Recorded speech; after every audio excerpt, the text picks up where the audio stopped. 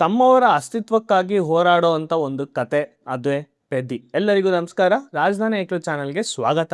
ಆದಷ್ಟು ಬೇಗ ಸಬ್ಸ್ಕ್ರೈಬ್ ಮಾಡ್ಕೊಳ್ಳಿ. ಪೆದ್ದಿ ಸಿನಿಮಾ ನೋಡಿದ್ಮೇಲೆ ನನಗೇನು ಅನ್ನಿಸ್ತು ಅನ್ನೋದನ್ನ ನಾನು ಹೇಳ್ತೀನಿ. ಬನ್ನಿ ಮ್ಯಾಟ್ರ್ ಮುಗಿಸೋಣ. ಪೆದ್ದಿ ರಾಮ್ ಚರಣ್ ಮತ್ತೆ ಬುಚ್ಚಿಬಾಬು ಅವರ ಮೋಸ್ಟ್ ಎಕ್ಸ್ಪೆಕ್ಟೆಡ್ ಸಿನಿಮಾ ರಿಲೀಸ್ ಆಗಿದೆ.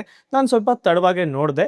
ಈ ಸಿನಿಮಾನ ನಾನು ನೋಡೋಕ್ಕೆ ಮುಖ್ಯವಾಗಿ ಕಾರಣ ನಮ್ಮ ಕರುನಾಡ ಚಕ್ರವರ್ತಿ ಡಾಕ್ಟರ್ ಶಿವರಾಜ್ ಕುಮಾರ್ ಅವರು ಈ ಸಿನಿಮಾದಲ್ಲಿ ಆ್ಯಕ್ಟ್ ಮಾಡಿದ್ದಾರೆ. ಅದೊಂದು ರೀಸನ್ಗೆ ನಾನು ಈ ಸಿನಿಮಾ ನೋಡೋಕ್ಕೆ ಅಂತಲೇ ಹೋಗಿದ್ದೆ. I am fully satisfied with Shivanna character and Shivanna performance ಕೂಡ ತುಂಬ ಚೆನ್ನಾಗೇ ಮಾಡಿದ್ದಾರೆ. ಪವರ್ಫುಲ್ ಆಗಿರೋವಂಥ ಒಂದು ಕ್ಯಾರೆಕ್ಟರ್ನ ಪವರ್ಫುಲ್ ಆಗಿರೋ ವ್ಯಕ್ತಿ ಮಾಡಿದ್ರೆ ಯಾವ ಥರ ಇರುತ್ತೆ ಅದು ತುಂಬ ಚೆನ್ನಾಗಿ ಸ್ಕ್ರೀನ್ ಮೇಲೆ ಬಂದಿದೆ. ಈ ಸಿನಿಮಾದಲ್ಲಿ ತುಂಬ ಹೈಲೈಟ್ ಆಗಿರೋ ಅಂಥ 3 ಕ್ಯಾರೆಕ್ಟರ್ಗಳಿದ್ದಾರೆ. I mean 3 ಆರ್ಟಿಸ್ಟ್ಗಳಿದ್ದಾರೆ. ಒಂದು ಜಗಪತಿ ಬಾಬು ಅವರು, ಅವರ ಸ್ಕ್ರೀನ್ ಪ್ರೆಸೆನ್ಸು, ಅವರ ಮೋಟೋ, ಅವರ ನಿರ್ಧಾರ, ಅವರ ನಿಲುವು ಏನಿದೆ ಈ ಸಿನಿಮಾದಲ್ಲಿ ಅದು ತುಂಬ ಪ್ಲಸ್ ಆಗಿದೆ. ಸೆಕೆಂಡ್ ಬಂದು ನಮ್ಮ ಶಿವಣ್ಣ ಅವರು, ಎಲ್ಲೋ ಇದ್ದಂಥ ಒಬ್ಬ ಹುಡುಗನ್ನ ಕರ್ಕೊಂಬಂದು ಪೈಲ್ವಾನ್ ಮಾಡ್ತಾರೆ. ಪೈಲ್ವಾನ್ ಆದಮೇಲೆ ಏನಾಗುತ್ತೆ ಅನ್ನೋದು ನೆಕ್ಸ್ಟು. ರಾಮ್ ಚರಣ್ ಅವರು ಈ ಸಿನಿಮಾಗೆ ಅವರ ಬಾಡಿ ಟ್ರಾನ್ಸ್ಫಾರ್ಮೇಷನ್ ಅಂತೂ ಸಕ್ಕತ್ತಾಗಿದೆ. ಫಸ್ಟ್ ಆಫ್ ಆಲ್ ಒಂಥರ, ಸೆಕೆಂಡ್ ಆಫ್ ಆಲ್ ಒಂಥರ, ಕ್ಲೈಮ್ಯಾಕ್ಸಲ್ಲಿ ಒಂಥರ. ಹ್ಯಾಟ್ಸ್ ಆಫ್ ಅವರ ಡೆಡಿಕೇಶನ್ಗೆ ಈ ಸಿನಿಮಾ ಮುಂದಕ್ಕೆ ಹೇಳ್ತೀನಿ. ಅಸ್ತಿತ್ವನೇ ಇಲ್ಲದೆ ಇರೋವಂಥ ಊರು, ಐ ಮೀನ್ ಹೆಸರೇ ಇಲ್ಲದೆ ಇರೋವಂಥ ಊರು. ಆ ಊರಲ್ಲಿ 1800 ಜನ ಇರ್ತಾರೆ. ಐ ಮೀನ್ ವಾಸ ಮಾಡ್ತಾ ಇರ್ತಾರೆ. ಅವ್ರಿಗೆ ಯಾರಿಗೂ ಒಂದು ಐಡೆಂಟಿ ಕಾರ್ಡ್ ಕೂಡ ಇರಲ್ಲ. ಅಂದರೆ ನಾವು ಇಂಡಿಯಾದವರ, ಬೇರೆಯವರ, ಎಲ್ಲಿರೋರು, ಏನು ಎತ್ತ ಏನೂ ಇಲ್ಲ. ಆ ಊರಿಗೆ ಒಂದು ಟ್ರೈನ್ ಅನ್ನೋದು ಸ್ಟೇಷನ್ ಬಂದರೆ ಆ ಊರು ಬದಲಾಗುತ್ತೆ, ನಮ್ಮ ಜೀವನ, ನಮ್ಮ ಬದುಕು ಬದಲಾಗುತ್ತೆ ಅನ್ನೋ ಒಂದು ನಿರ್ಧಾರ. ಆ ಒಂದು ನಿರ್ಧಾರ ಇಡೀ ಸಿನಿಮಾನ ಕಟ್ಕೊಡ್ಬೇಕಾಗಿತ್ತು. ಆದರೆ ಇಲ್ಲಿ ಸಿನಿಮಾ ಪಿಕಪ್ ಆಗಿದ್ದ ರೀತಿ ಚೆನ್ನಾಗಿತ್ತು. ಒಬ್ಬ ಕೂಲಿಯವನ್ನ ಕ್ರಿಕೆಟರ್ ಮಾಡ್ತಾರೆ, ಅಂದರೆ ಕೊಂಡ್ಕೊಂಡು ಅವನ ಕೈಲಿ ಮ್ಯಾಚ್ ಆಡಿಸ್ತಾರೆ. ಪೆದ್ದಿ ಗ್ರೌಂಡಲ್ಲಿ ಇದ್ದ ಅಂದರೆ ಅದು 6-4 ಲೆಕ್ಕ. ಒಂದು ಘಟನೆಯಿಂದ ಅದು ಕೂಡ ಮಣ್ಪಾಲ್ ಆಗುತ್ತೆ. ಅಲ್ಲಿಂದ ಪೆದ್ದಿ ಪೈಲ್ವಾನ್ ಆಗೋಕ್ಕೆ ಸ್ಟಾರ್ಟ್ ಆಗ್ತಾರೆ, ಪೈಲ್ವಾನ್ ಆಗ್ತಾರೆ. ಅದಾದಮೇಲೆ ನೆಕ್ಸ್ಟ್ ಏನಾಗುತ್ತೆ ಅನ್ನೋದು ನೀವು ಸಿನಿಮಾನ ಥಿಯೇಟರ್ ನೋಡ್ರೆ ಗೊತ್ತಾಗುತ್ತೆ. ಎಸ್ಪೆಷಲಿ ನನಗೆ ಸಿನಿಮಾದ ಕೋರ್ ಪಾಯಿಂಟ್ ಇಷ್ಟ ಆಗಿದೆ ಜಗಪತಿ ಬಾಬು ಅವರ ಒಂದು ನಿರ್ಧಾರ.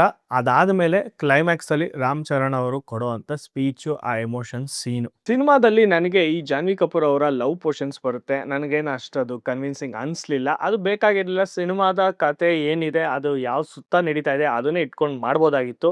ಬಿಕಾಸ್ ಅದು ಸ್ವಲ್ಪ ಟ್ರ್ಯಾಕು ಸೈಡ್ಗೆ ಹೋಗ್ತು.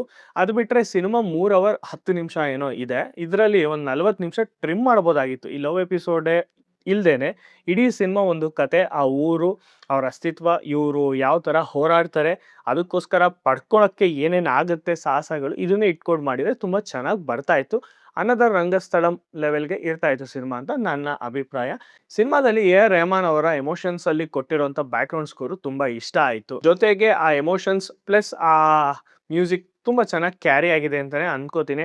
ಐಟಮ್ ಸಾಂಗ್ ಬೇಕಾಗಿರಲಿಲ್ಲ, ಇಟ್ಸ್ ಓಕೆ. ನನಗೆ ಇಲ್ಲಿ ತುಂಬ ಖುಷಿ ಅನಿಸಿದ್ದು, ಪ್ರತಿ ಕ್ಯಾರೆಕ್ಟರ್ಗೂ ಒಂದೊಂದು ನಿರ್ಧಾರ ಇದೆ. ಆ ಕ್ಯಾರೆಕ್ಟರ್ ಯಾಕೆ, ಏನು ಅನ್ನೋದು ಸೂಪರಾಗೇ ಡಿಸೈನ್ ಮಾಡ್ಕೊಂಡಿದ್ದಾರೆ. ಫಾರ್ ಎಕ್ಸಾಂಪಲ್, ಶಿವಣ್ಣವರ ಪೋಸ್ಟರಲ್ಲಿ ಅವ್ರ ಕಾಲಲ್ಲಿ ಒಂದು ಖಡ್ಗ ಥರ ಇದೆ. ಅದಕ್ಕೂ ಒಂದು ಬ್ಯಾಕ್ಡ್ರಾಪ್ ಕಥೆ ಇದೆ. So this is the detailing work I expected. But ಈ ಥರ ಚಿಕ್ಕ ಚಿಕ್ಕ ಡೀಟೇಲಿಂಗಲ್ಲಿ ನನಗೆ ಖುಷಿ ಕೊಡ್ತು, ಕೆಲವೊಂದು ಕಡೆ ಮಜಾ ಕೊಡ್ತು. ಅದೇ ಓವರ್ ಆಲ್ ಸಿನಿಮಾ ಇನ್ನೊಂದು 30-40 ಮಿನಿಟ್ಸ್ ಟ್ರಿಮ್ ಅಥವಾ ಬೇಡದೇ ಇರೋ ಎಪಿಸೋಡ್ಗಳನ್ನೆಲ್ಲ ಹಾಕಿದ್ದಾರೆ. ಅದರಿಂದ ಏನು ಸಿನಿಮಾಗೆ ಏನು ಪುಷ್ ಆಗಲಿಲ್ಲ ಫಸ್ಟ್ ಹಾಫಲ್ಲಿ. ಎಸ್ಪೆಷಲಿ ಸೆಕೆಂಡ್ ಹಾಫ್ ಅಂತ ಬಂದಾಗ ತುಂಬ ಚೆನ್ನಾಗೇ ಹೋಗಿದೆ. ಫಸ್ಟ್ ಹಾಫ್ ಒಂದಷ್ಟು ಮಜಗಳಿತ್ತು, ಇಟ್ಸ್ ಓಕೆ. ಇನ್ನು ಆಲ್ಮೋಸ್ಟ್ ಸಿನಿಮಾ ಪೂರ್ತಿ ಸೆಟ್ ವರ್ಕಲ್ಲೇ ನಡೆದಿದೆ. ಅದ್ರ ಜೊತೆಗೆ ಒಂದು ಟ್ರೈನ್ ಎಪಿಸೋಡ್ಸ್ಗಳು ಏನಿದೆ ಅದೆಲ್ಲ CG ಅಂತಲೇ ಕಾಣಿಸುತ್ತೆ ಕ್ಲೀನಾಗಿ. ಇಷ್ಟು ದೊಡ್ಡ ಮೆಗಾ ಬಜೆಟ್ ಸಿನಿಮಾ ಮಾಡಿದ್ದಾರೆ ಅಂದಾಗೆ ಸಿನಿಮಾದ ಓವರ್ ಆಲ್ ಎಲ್ಲ ಅಂತ ಕ್ಯಾಲ್ಕುಲೇಟ್ ಮಾಡಿದಾಗ ಇಡೀ ಸಿನಿಮಾ ಹೋಗೋದೇ ರಾಮ್ ಚರಣ್, ಐ ಮೀನ್ ಪೆದ್ದಿ ಮೇಲೇ ಹೋಗುತ್ತೆ.